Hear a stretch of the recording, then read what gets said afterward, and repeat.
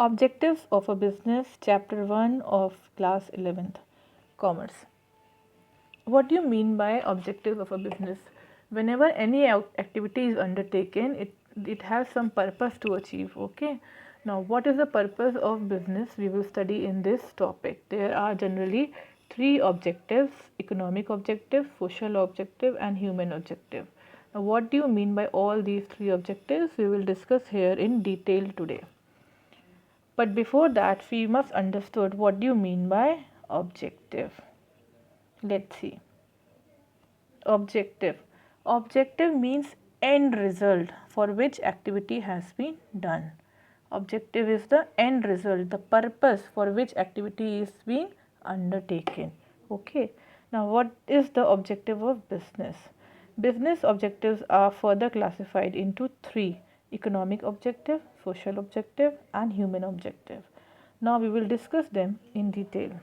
Let's. Economic objectives. Business is an economic activity. Now, business is an economic activity. Therefore, this is activity undertaken to earn money, right? Now, what are the main economic objectives here are profit earning, survival, and growth. Now, what do you mean by each? तो पहले first of all I will take your survival. Profit की हम बाद में बात करेंगे, पहले हम सर्वाइव करने की बात करेंगे. ठीक है. What do you mean by survival? See students, business organization who is undertaking an activity, for that they have incurred many costs. ठीक है. लेबर हायर किया, उनका पेमेंट किया, रॉ मटेरियल ख़रीदा, उसका पेमेंट किया, ट्रक से इधर से उधर ले गए, ट्रांसपोर्टेशन के फीस पैसे दिए, पावर दिया, लाइट दिया, आपके बैक ऑफिस को पेमेंट किया, मेंटेनेंस कॉस्ट दिया, गार्ड्स को कॉस्ट दिया, सिक्योरिटी के लिए दिया, इंश्योरेंस करा, एवरीथिंग. तो ये सब क्या है? कॉस्ट हो गई आपकी. तो सर्वाइवल का मतलब है कि कम से कम इतने प्रॉफिट्स हो जाएं कि हमारी प्रॉफिट्स इतने हो जाएं कि हमारी जो कॉस्ट आई है प्रोडक्शन में, दैट इज़ कवर्ड. ओके. जो भी कॉस्ट आई है प्रोडक्शन करने में, एक्टिविटी को अंडरटेक करने में, इतने प्रॉफिट्स मिले, सफिशिएंट प्रॉफिट्स मिले कि वो कवर हो जाए. तो what does survival mean? Survival means sufficient profits in order to cover cost of production. हमारी कॉस्ट तो निकल आए, हम प्रॉफिट की तो बाद में बात करेंगे, हमारी कॉस्ट निकल आए, इतने हमको सेल में पैसे मिल जाएं. ठीक है. अब हम आते हैं प्रॉफिट अर्निंग पे. What do you mean by profit earning here? Profit is not only needed for existence but for also expansion and diversification. जब भी कोई बिजनेस करते हैं, आपने पढ़े होंगे मैथ्स में, क्वेश्चंस भी लगाए होंगे प्रॉफिट्स के, प्रॉफिट एंड लॉस के क्वेश्चंस लगाए ना मैथ्स में. तो उसमें क्या होता था? Profit is equal to what? Profit is equal to sale price minus cost price. तो कॉस्ट कवर किया, वो सर्वाइवल हो गया. अब सेल हमारी कॉस्ट से भी ज़्यादा हुई, तो ये जो डिफरेंस हुआ दैट इज़ योर प्रॉफिट. तो profit is equal to sales minus cost. तो ये जो होता है profits is generally return of entrepreneur, जिसने वो बिजनेस अंडरटेक किया है, आइडिया किया है कि I will sell mobile in a shop, मैं शॉप खोलूँगा, मोबाइल बेचूँगा. तो वो क्यों करेगा? उसको कोई समाज सेवा तो करनी नहीं है, वो ये इकोनॉमिक एक्टिविटी अंडरटेक कर रहा है. For what? For generating money. तो बिज़नेस का जो रिटर्न होता है उसको हम बोलते हैं प्रॉफिट्स. ठीक है. तो प्रॉफिट्स कैसे आएगा?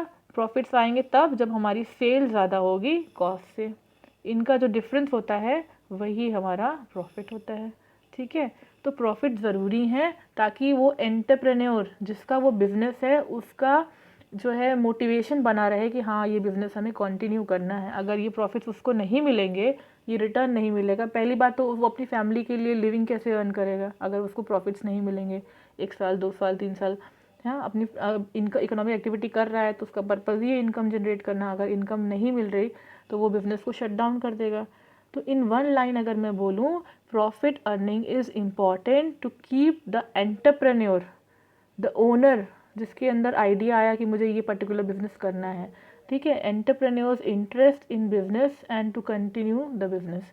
वो बिजनेस तभी कंटिन्यू करेगा जब उसको प्रॉफिट्स मिल रहे होंगे और वो प्रॉफिट्स उसके बढ़ रहे होंगे साल दर साल. Then only he will be motivated to continue the particular business. ठीक है. तो प्रॉफिट अर्निंग में दो चीज़ हो गई कि उसका मोटिवेशन बना रहे बिजनेस कंटिन्यू करने में, और प्रॉफिट्स लगातार इंक्रीज़ कर रहे हों ताकि एक्सपेंशन हो रहा हो बिजनेस का। जैसे कि कोई शॉप खोली, उसकी 2 ब्रांच और खुल गई, 3 ब्रांच और खुल गई, लाइक दैट। नेक्स्ट हमारा आता है after profit and survival, growth. Growth of business, growth is also important. A business needs to add to its prospects in long run. Business must grow and expand to survive in the long run. Business बढ़ना ही चाहिए। Stability किसी को पसंद नहीं होती है। आपको बोलूँ कि अच्छा 11th अच्छे से नहीं किया, 11th फिर पढ़ो, फिर नेक्स्ट ईयर फिर बोले 11th अच्छे से नहीं किया, 11th फिर पढ़ो, तो यू विल गेट डीमोटिवेटेड। तो एवरीबडी वांट्स ग्रोथ। अगर आज मैंने एक शॉप खोली है तो आई वांट कि मैं अगर एक पर्टिकुलर आइटम्स रख रही हूँ तो मैं ज़्यादा आइटम्स बड़ी शॉप खोल सकूँ, ठीक है। Growth can be of big shop, growth can be of multiple shop, growth can be of departmental store, growth can be of owning a mall.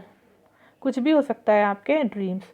तो हर कोई चाहता है कि वो जो कर रहा हो उसमें वो ग्रो करे, एक्सपैंड करे उसका बिजनेस।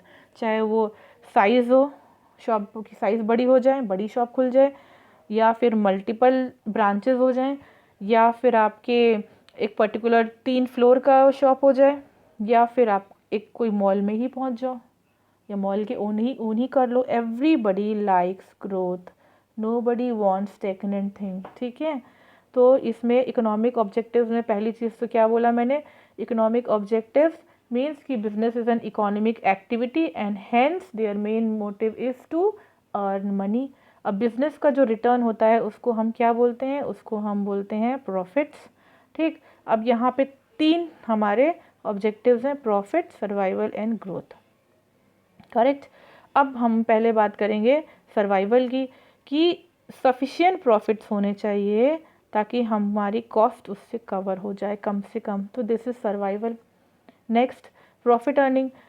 अब नेक्स्ट प्रॉफिट अर्निंग में क्या होगा कि profit should be such that कि हमारी सेल माइनस कॉस्ट प्रॉफिट होती है, तो सेल ज़्यादा हो और कॉस्ट कम हो, तभी हमको प्रॉफिट मिलेगा। और ये प्रॉफिट ज़रूरी है एंटरप्रेन्योर को मोटिवेटेड रखने के लिए ताकि वो बिज़नेस को कंटिन्यू करे, ओके। बंद ना करके चला जाए। लॉस होगा तो घर वाले क्या बोलेंगे, अरे लॉस में जा रहा है, बंद करो, कुछ और करो, हमारे साथ लग जाओ, ठीक है। तो वो डीमोटिवेशन हो जाएगा लॉसेस, तो उसको सब प्रॉफिट्स मिलते रहें ताकि उसका मोटिवेशन बना रहे to continue business. Growth, everybody requires growth, हर किसी को चाहिए कि वो जो कर रहा हो उसमें वो और बेटर करे। तो growth can be of many things, growth can be size, आपकी सेल्स इंप्रूव हो जाए, सेल राइज कर जाए, या एम्प्लॉयज़ के नंबर बढ़ जाएं, या प्रोडक्ट जो आप बेच रहे हैं, ऑफ़र कर रहे हैं, वो बढ़ जाएं, या फिर हमारी जो है क्या बोलते हैं ब्रांचेस बढ़ जाएं, या फिर हमारे शॉप का साइज़ बढ़ जाए। कुछ भी हो सकता है ग्रोथ का criteria depending upon your business, okay. These were the economic objectives. Now we are moving on to your social objectives, let's see. Now social objectives, social objectives means कि business is a part of society. How come, business में जो इतनी भी चीज़ें आती हैं वो society से ही आती हैं। जैसे जो एंटरप्रेन्योर है, कहाँ से आया, सोसाइटी का पार्ट है, ह्यूमन बीइंग है, ठीक है। जो लैंड, लेबर, कैपिटल, एंटरप्राइज आए, वो कहाँ से आए, वो सब के जो ओनर्स हैं या सप्लायर्स हैं वो कहाँ हैं, वो भी सोसाइटी का ही पार्ट हैं। तो therefore business owe something to society, उसको एक ऑब्लिगेशन आ जाती है, मॉरल ऑब्लिगेशन, कि हमको सोसाइटी के लिए कुछ करना है। तो यहाँ पे हम बोले social objectives of a business deals with fulfilling या serving the society. The social objective deals with serving the society, social objective of serving the society, SS, ठीक है। Why, because business is also a part of society and they are able to undertake that production activity and generating income by using society resources only, society resources of land, labor, capital, enterprise, everything from society they are getting, and therefore they should give back something to society, okay. Now what are the various norms in which social objectives can be fulfilled? See, quality product at fair price. Definitely अगर हम price charge कर रहे हैं तो हमको product quality का देना चाहिए, ना कि डूबियस या चीट करना चाहिए अपने कंज्यूमर्स को। प्राइस चार्ज किया है हमने, हम उन्होंने प्राइस पे किया है, तो we should give good quality products, क्योंकि इन्हीं के हेल्प से हम प्रोडक्शन कर पा रहे हैं और इनकम जनरेट कर पा रहे हैं। अच्छा, इसमें दो चीज़ें बोली गई। एक तो बोला गया क्वालिटी प्रोडक्ट, मतलब क्वालिटी शुड बी रीजनेबल। जो पर्पज़ है, सोप है तो जो पर्पज़ है उसको वो फुलफ़िल करे, हार्म ना करे लोगों को।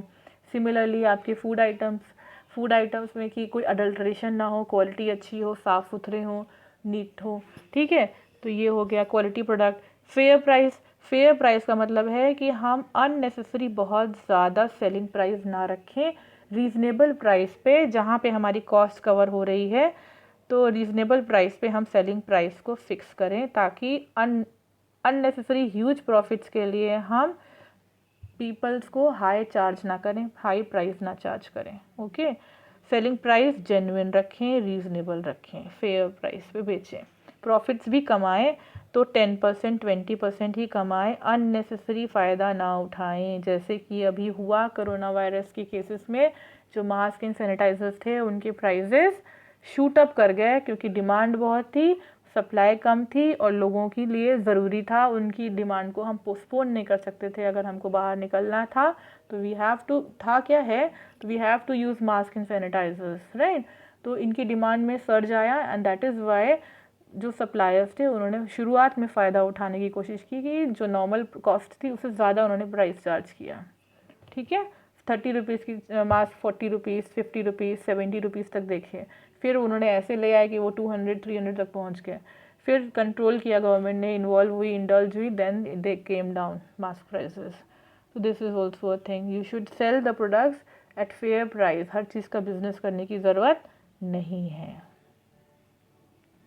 Next is check on unfair practices. Unfair practices business में क्या होती हैं, जैसे कि आपकी ब्लैक मार्केटिंग मतलब कि शॉप पे तो नहीं मिल रहा है, लेकिन पीछे से आप ज़्यादा प्राइस चार्ज करके आप चीज़ को सप्लाई कर रहे हो, दैट इज़ ब्लैक मार्केटिंग। एक दूसरी चीज़ होती है होर्डिंग, ये सब शायद सुना हो आप लोगों ने। होर्डिंग क्या होता है, in order to increase price. देखो, प्राइस फिक्स होता है demand and supply of a good की। जहाँ डिमांड और सप्लाई इंटरसेक्ट करते हैं, मीट करते हैं, इक्वल हो जाते हैं, वहाँ पे प्राइस फिक्स किया जाता है। ये पढ़ेंगे हम लोग इकोनॉमिक्स में, ठीक है। तो जब प्राइस फिक्स होता है तो क्या करते हैं, इन ऑर्डर टू ज़्यादा प्राइस हो तो उसके लिए दो तरीके हो सकते हैं, या तो सप्लाई कम कर दो और डिमांड उतनी है, सप्लाई कम है डिमांड ज़्यादा, एक अनार 100 बीमार हैं तो जो ज़्यादा पेमेंट करेगा उसको चीज़ मिल जाएगी, ये हो गया। तो ये सिचुएशन क्रिएट करने के लिए जो है सप्लायर्स चीज़ों को होल्ड कर देते हैं। ये बहुत ज़्यादा कॉमन प्रैक्टिस है एग्रीकल्चर गुड्स में, अनियंस में, शुगर में, राइस में, ठीक है। होल्ड कर देते हैं, स्टॉक रोक देते हैं कि जब पैनिक क्रिएट होगा तब हम हायर प्राइस पे चीज़ों को सप्लाई करेंगे। होर्डिंग, ये भी एक अनफेयर प्रैक्टिसेस हैं। तो producers should check and control these kind of other unfair trade practices. अच्छा, एक ट्रेड प्रैक्टिस अनफेयर और होती है, वो होती है अडल्ट्रेशन। ये तो शायद पढ़ा है आप लोगों ने। अडल्ट्रेशन का मतलब है मिलावट, यानी कि चीटिंग करना, प्राइस चार्ज करना ओरिजिनल प्रोडक्ट की, बट उसमें कुछ मिलावट कर देना। जैसे कि बहुत कॉमन है, जो मैंने सुना है वो है कि आप ब्लैक पेपर, काली मिर्च में जो है पपीते के बीज मिला देते हैं, ठीक है। और भी बहुत वर्ड्स मैंने सुने हैं, आप लोगों ने सुने, मिल्क में डिटर्जेंट मिला देते हैं, I don't know why but they do. तो या फिर जब होली आती है तो जो ओपन मार्केट में आपका जो खोया वगैरह मिलता है उसमें आलू बॉयल्ड मिला देते हैं या स्टार्च मिला देते हैं क्वांटिटी बढ़ाने के लिए। प्राइस तो खोए का ले रहे हैं लेकिन अंदर जो है अच्छी चीज़ नहीं है, ठीक है। तो ये सब चीज़ें हैं, ये सब प्रोड्यूसर्स को अवॉइड करनी चाहिए, सोसाइटी को सर्व करना चाहिए, उनको चीट नहीं करना चाहिए, ठीक है। नेक्स्ट है आपका generation of employment opportunities. Now what do you mean by generation of employment opportunities? Employment means कि what, business should try to employ, hire more and more people. जैसे जैसे बिजनेस आपके बड़े होते जाता है, एक्सपेंशन होता जाता है, आप ज़्यादा से ज़्यादा लोगों को एम्प्लॉयमेंट दो। इससे क्या होगा, ज़्यादा एम्प्लॉयमेंट होगा कंट्री में तो लोगों के पास ज़्यादा इनकम होगी, और ज़्यादा इनकम होगी तो पावर्टी रिड्यूस होगी और इंडिया का इकोनॉमिक स्टैंडर्ड बढ़ेगा, ठीक है। या हमारा स्टैंडर्ड बढ़ेगा। जब पावर्टी नहीं होगी, हर कोई कमा रहा होगा, हर कोई खा रहा होगा, तो गरीबी ख़त्म हो जाएगी। तो एम्प्लॉयमेंट अपॉर्चुनिटीज़ जहाँ जहाँ हो एम्प्लॉयमेंट क्रिएट करना चाहिए। ये नहीं कि एम्प्लॉयज़ को मशीन से आपने रिप्लेस कर दिया, ठीक है, मशीन से एम्प्लॉयज़ को रिप्लेस कर दिया, ऐसा नहीं होना चाहिए। ओके, एथिकल रहना चाहिए। Next is production of environment. जाहिर सी बात है, जब भी कोई प्रोडक्शन होता है तो कुछ वेस्टेजेस निकलते हैं, ठीक है, जो हार्मफुल होते हैं आपके इन्वायरमेंट के लिए। जैसे कि कई फैक्ट्रीज़ में स्मोक निकलता है, स्मोक से आपका क्या होता है, एयर पोल्यूशन होता है। कई फैक्ट्रीज़ ऐसी होती हैं जो वाटर में अपना जो गार्बेज है वो डंप कर देती हैं, तो यहाँ पे आपने वाटर पोल्यूशन कर दिया। या फिर लैंड में अपने गार्बेज डंप कर देती हैं, एक्स्ट्रा वेस्ट को डंप कर देती हैं, जो कई बार केमिकल्स होते हैं, हार्मफुल होते हैं, जिसकी रेडिएशंस अच्छे नहीं होते हैं। तो ये सब प्रोड्यूसर्स को, आपकी बिजनेस को अवॉइड करना चाहिए। नेक्स्ट है community service. Community service, many people generally, कोई भी मिसहैप, अभी जो आपका कोविड चल रहा है इसमें रतन टाटा ने डोनेट किया, कई एक्टर्स ने भी डोनेशंस दिए, हेल्प की, ठीक है। कई बार आप सुनते भी होगे, अब तो न्यूज़ नहीं देखती मैं, पहले सुनते थे कि फ़ला फ़ला एक्टर ने या फ़ला फ़ला मिनिस्टर ने एक पर्टिकुलर विलेज को गोद ले लिया, अडॉप्ट कर लिया। अब ये गोद तो कैसे लेते हैं, गोदी में थोड़ा ले लेते हैं। अडॉप्ट करने का मतलब है वहाँ के जो लोग हैं, वहाँ का जो इंफ्रास्ट्रक्चर है, उसका पर्टिकुलर टाउन का या विलेज का जो उन्होंने अडॉप्ट किया है, उसके डेवलपमेंट के लिए वो हेल्प करते हैं, फिनेंशियली हेल्प करते हैं, ठीक है। तो ये कम्युनिटी सर्विसेज होती हैं जिससे आप लोगों को अपलिफ्ट कर सकते हो, अब स्टैंडर्ड ऑफ लिविंग लोगों का बढ़ा सकते हो। नेक्स्ट आता है आपका वेलफेयर ऑफ एम्प्लॉयज़। सबसे बड़ा पार्ट ऑफ सोसाइटी जो किसी भी बिजनेस ऑर्गेनाइजेशन में होता है वो होता है एम्प्लॉयज़। तो एम्प्लॉयज़ का वेलफेयर भी सोचना चाहिए, ताकि हमारे पास, अगर एम्प्लॉयज़ का हम वेलफेयर सोचेंगे तो लॉयल्टी और ऑनेस्टी एम्प्लॉयज़ में अपने आप आ जाएगी, first thing. Second thing is कि वो एक बिग पार्ट ऑफ सोसाइटी हैं, जिनकी बिना हम कोई भी, सबसे एक्टिव जो एलिमेंट होता है फैक्टर्स ऑफ प्रोडक्शन में, लैंड, लेबर, कैपिटल, एंटरप्राइज में सबसे एक्टिव और मेजर रोल होता है हमारा एम्प्लॉयज़ का, लेबर का, क्योंकि इनके बिना लैंड बेकार है, फैक्ट्री तो है बट काम कौन करेगा, है ना। तो एक्टिव फैक्टर ऑफ प्रोडक्शन कौन होता है, वो होता है लेबर। तो इनका वेलफेयर सोचना भी ज़रूरी है, क्योंकि एम्प्लॉयज़ के काम की मशीन होगी बट मशीन ऑन नहीं करेगा तो काम कैसे करेगी, ठीक है। तो वेलफेयर ऑफ एम्प्लॉयज़ भी इम्पॉर्टेंट होता है, क्योंकि यही रीज़न है जिनकी वजह से वी आर अर्निंग, या business man is earning huge profits and serving the society. Okay, अब इनको कैसे हम एम्प्लॉयज़ का वेलफेयर कर सकते हैं, by giving them fair wages. उनको रीज़नेबल वेज दे के, सैलरी दे के, फेयर वेजेस दे के, जो वो काम कर रहे हैं उसके हिसाब से पेमेंट करने के, plus working and living conditions better करके। जिस जगह पे वो काम कर रहे हैं उसको बोलते हैं, जैसे कि फैक्ट्री है, या फिर मैं बोलूँ कि कोई, हाँ, ऑफिस है, तो ऑफिस में प्रॉपरली एयर हो, मतलब वेंटिलेशन हो, ठीक। वर्किंग कंडीशन जहाँ पे वो काम कर रहे हैं वो एरिया, वो स्पेस कैसा है, प्रॉपर वर्किंग कंडीशंस होने चाहिए। Fair wages and proper working conditions, दो पार्ट आते हैं आपके वेलफेयर एम्प्लॉयज़ में।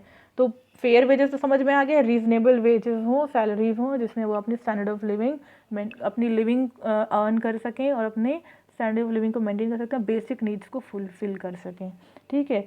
अब आती है आपकी वर्किंग कंडीशंस। वर्किंग मतलब जो जहाँ पे वो काम कर रहे हैं वहाँ पे प्रॉपर फैंस हों, फ़ैन लगे हों, कम से कम एसी मत लगाओ, फ़ैन तो लगाओ, और बहुत गर्मी धूप आती है तो कूलर्स लगा दो, या बहुत आप सफिशेंट है आपके पास तो आप एसी भी लगा दो, ठीक है। ये हो गया वर्किंग कंडीशंस। प्लस प्रॉपर एक अलमीरा उन लोगों को प्रोवाइड कर दो, जहाँ पे अगर ड्रेस चेंज करना हो तो लॉकर्स प्रोवाइड कर दो, नहीं तो वो अपना सामान वहाँ रख सकें, बैग रख सकें एंड ऑल। तो ये होती है एक प्रॉपर टेबल, अगर सिटिंग का काम है तो आप प्रॉपर टेबल, चेयर कंफर्टेबल हो वो प्रोवाइड कर दो, प्लस कंप्यूटर्स प्रोवाइड कर दो। तो all this are the part of working conditions of labour. Okay, proper washrooms होने चाहिए, कैंटीन होनी चाहिए, सब क्लीन होना चाहिए, साफ़ सुथरा होना चाहिए, है ना।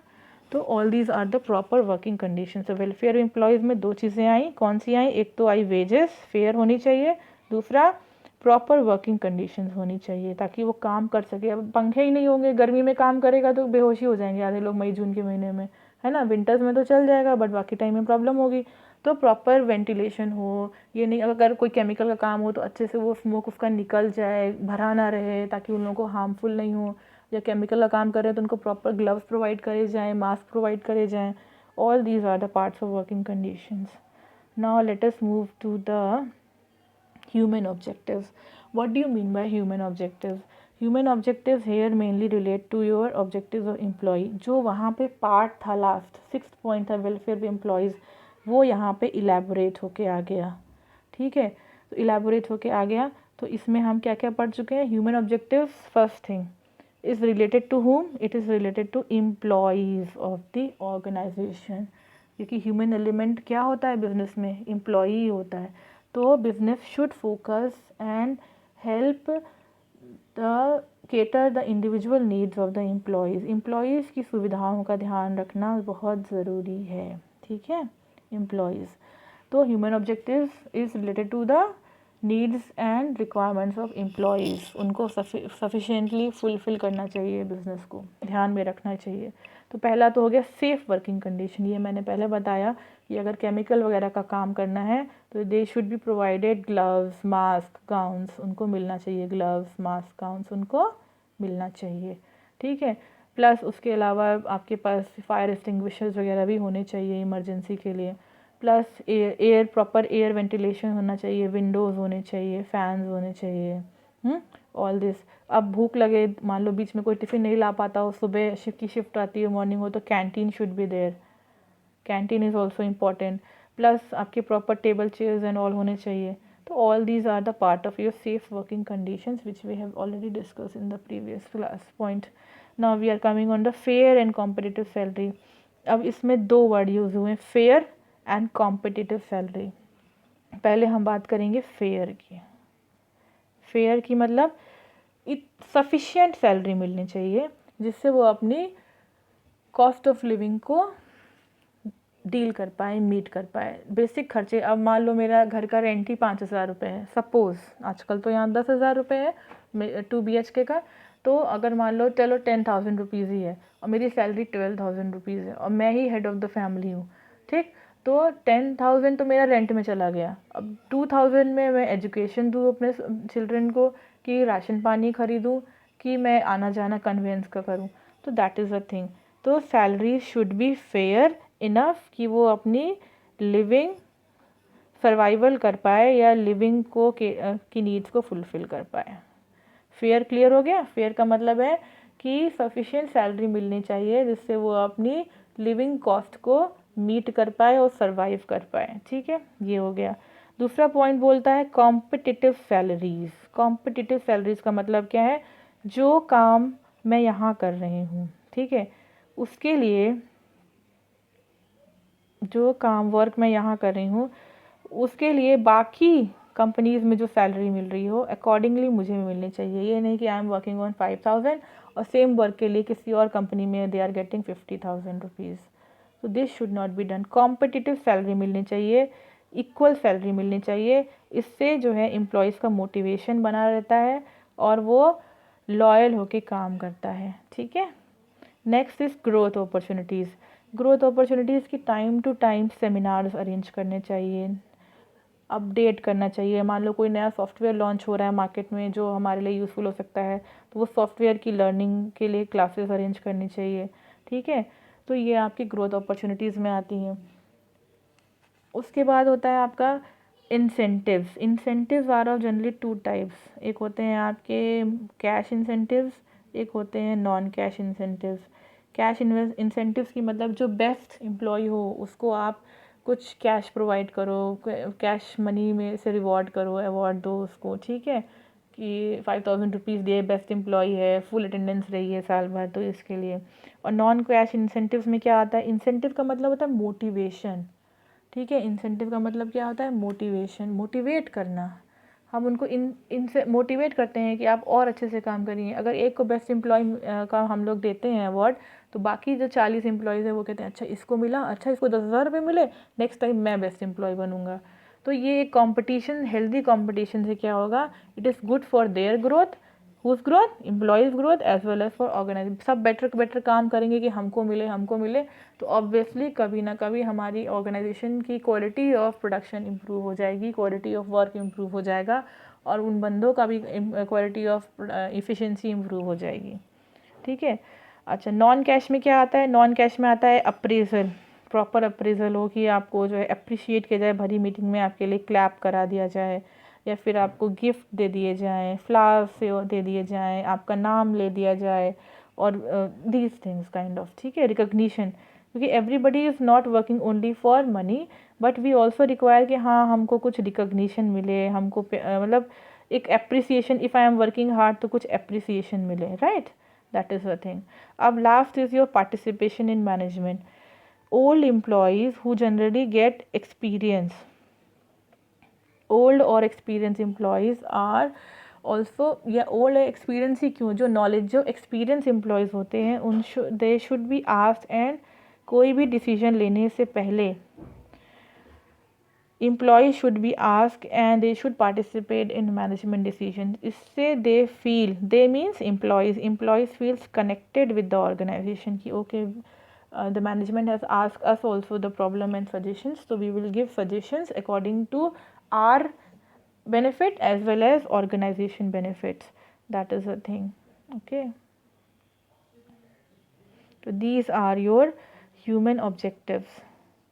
What we did today, we did for we did objectives of a business. इसमें हमने पढ़ा economic objective, social objective and human objective. Economic we did in detail, social also we did in detail, human objectives also we did in detail.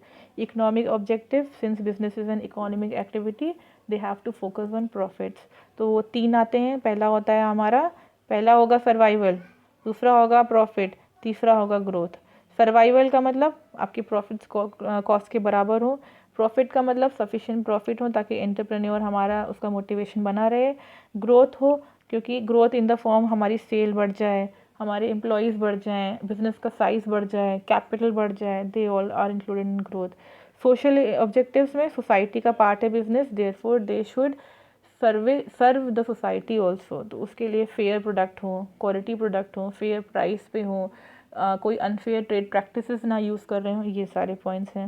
Human element हमारे business का एक ही होता है, employees.